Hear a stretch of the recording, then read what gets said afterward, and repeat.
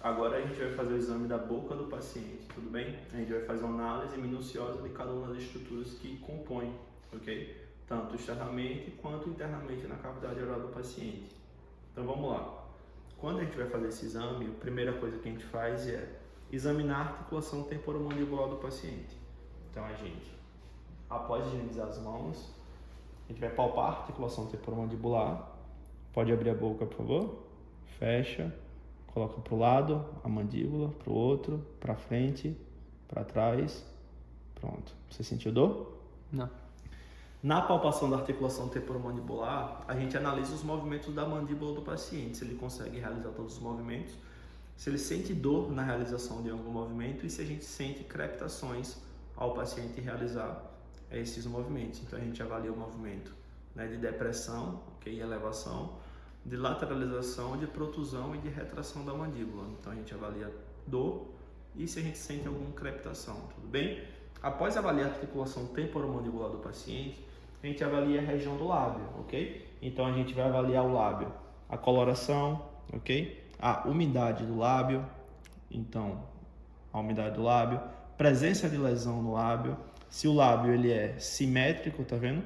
Ele não tem desvio de comissura labial, ok? Não tem um lábio caído, então os lábios são simétricos, ok?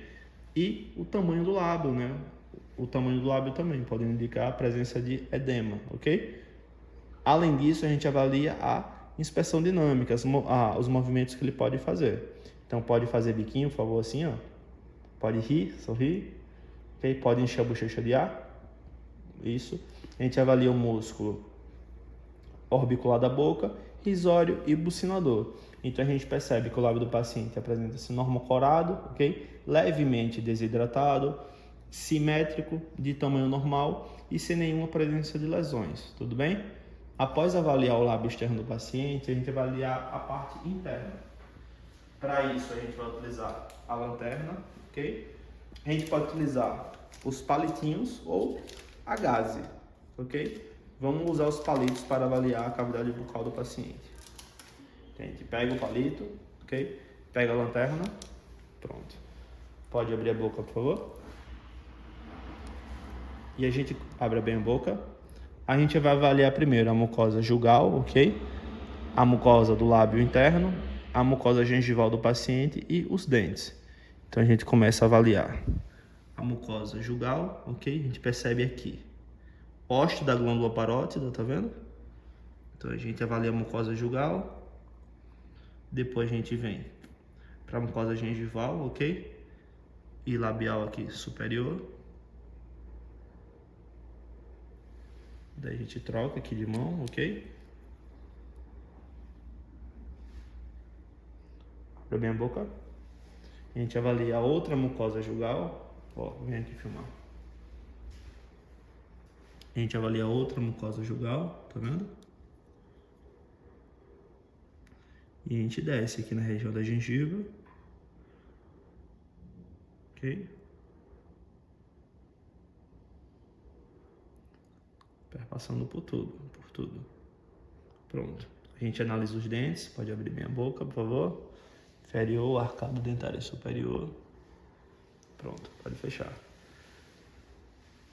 Da mucosa da região interna do lábio, da mucosa gengival e da mucosa jugal, a gente avalia a coloração, a umidade e a integridade, se tem a presença de alguma lesão. Então você vê que as mucosas estão normocoradas, de umidade preservada e elas estão íntegras. Na mucosa jugal, a gente vê a presença do hoste da glândula parótida presente bilateralmente, ok? Na região superior e inferior, a gente vê os frênulos labiais superiores e inferiores presentes e íntegros. Na gengiva, a gente percebe o trofismo da gengiva. Então, você vê que é uma gengiva que é normotrófica. Não apresenta nem retração gengival, que pode expor o dente em áreas sensíveis, causar sensibilidade dolorosa no paciente, e ele nem tem uma hiperplasia gengival, comum em pacientes que fazem uso, por exemplo, de fenitoína, ok? Então, o trofismo da gengiva está adequado, além de ele não apresentar nenhuma lesão, tudo bem?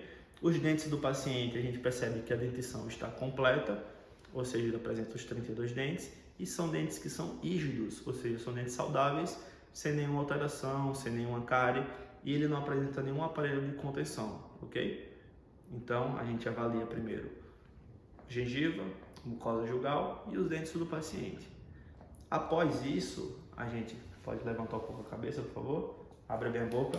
A gente vai avaliar o palato duro, o palato mole e a úvula do paciente, ó, perceba só.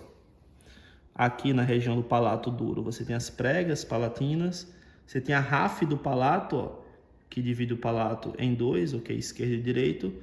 E pode mostrar aqui a úvula, peço que você fale A. Fala A. A. Fala mais. A. Pronto, de novo. A. Pronto, a gente avalia a úvula dele. A gente percebe que o palato mole e a úvula apresenta-se sem lesões, tudo bem? Hidratados, normocorados. Você percebe as estruturas anatômicas presentes, como as pregas palatinas, a ráfide do palato, ok? Você vê que ele não tem nenhuma alteração estrutural no palato, como toros, como a fenda palatina, como o palato em ogiva. Então, o palato apresenta-se sem nenhuma alteração estrutural. A úvula, você vê que ele não tem presença de úvula bífida, não tem edema na úvula. Ela apresenta-se móvel e centralizada. Lembrando que a úvula pode estar desviada, em caso onde você tenha uma paralisia do nervo vago, e ela pode estar imóvel, né? Então, a úvula ela apresenta móvel e centralizada. Tudo bem? Após avaliar o palato duro, o palato mole e a úvula, a gente vai analisar os pilares, ok? O pilar palatoglosso e o pilar palatofaríngeo, a amígdala e a parede da orofaringe, propriamente dita, ok? Pode abrir a boca, por favor. Pode deixar a língua dentro, ok? A gente percebe que não tem uma grande dificuldade de avaliar a cavidade posterior dele, porque a língua dele já fica bem baixa naturalmente. A gente pode abaixar aqui com a espátula, ok? E avaliar, ó. Você tem o pilar palato glosso. Pronto, bota a língua para fora. Ok? Você tem o pilar palatoglosso, você tem o pilar palatofaríngeo lá, ó. Repousa a língua dentro de novo, por favor. Isso, você tem a amígdala entre o pilar palatoglosso e o palatofaríngeo ali, ó. E você tem lá atrás, ó, a parede posterior mesmo, a parede da orofaringe, tá vendo? Pronto, a gente avalia isso dos dois lados. Então, aqui a gente avaliou os pilares, ok? Entre os pilares você tem a amígdala e a parede da orofaringe. A gente vê que os pilares e a parede da orofaringe apresentam-se íntegros, sem presença de nenhuma lesão, tudo bem? Normocorados, hidratados, sem sinais de hiperemia. A gente vê a presença das amígdalas, ok? Que estão restritas ali à cripta. Então, você tem amígdalas que são normotróficas, sem exudato, ou seja, sem placas de pulso nela, tudo bem? E sem nenhum tipo de lesão ou alteração. Posteriormente, quando a gente avalia os pilares, a amígdala e a orofaringe, a gente parte para a avaliação da língua do paciente, ok? A gente abre a boca, por favor. Coloca a língua para fora. Pronto, a gente coloca a língua para fora do paciente e avalia o dorso da língua, ok? Coloca a língua para o lado. Isso. A gente avalia a lateral esquerda da língua. Para o outro lado agora. Pronto. Agora coloca a língua no céu da boca, por favor. Isso, para cima. Perfeito. A gente avalia aqui as veias, ok? A gente avalia o frênulo lingual, a carúncula. Pode abaixar um pouco a cabeça. Isso. A gente avalia o assoalho, ok? E os ossos das glândulas submandibular e sublingual. Pronto, a gente avalia o assoalho, ok. Aqui a gente já avalia tanto a capacidade de motricidade da língua, quanto a gente inspeciona a língua tudo de uma vez. Então a gente diz que é uma língua atípica, não é nenhum tipo de língua, né?